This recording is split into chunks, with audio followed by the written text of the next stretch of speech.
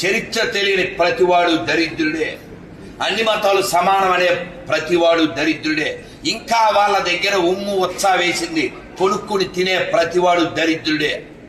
చెప్పు చేత్తో పట్టుకు చెబుతున్నాను, అన్ని మతాలు సమానం అంటే కొత్త చెప్పులు వాడతా. కానీ నిరూపించండి, 10 లక్షలు ఇస్తా. ఎంత చెప్పినా అనుకుని వెళ్ళిపోతాం.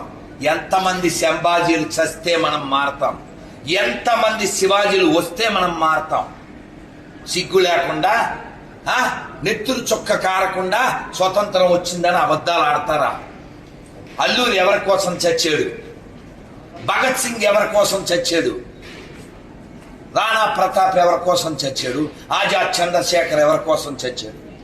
వీళ్ళ చావులు మనకు గుర్తు లేవు, వాళ్ళ చావులు మనకు గుర్తురావు. మన భవిష్యత్తు మీద మనకు బెంగ లేదు, మన పూర్వీకుల త్యాగాలు మనకు అక్కర్లేదు. ఇంకా అబద్ధాలు ఆడుకుంటూ వాడెవడో జేబులో పువ్వు పెట్టుకుంటే అది మనం చెవిలో పెట్టుకునే దరిద్రులం.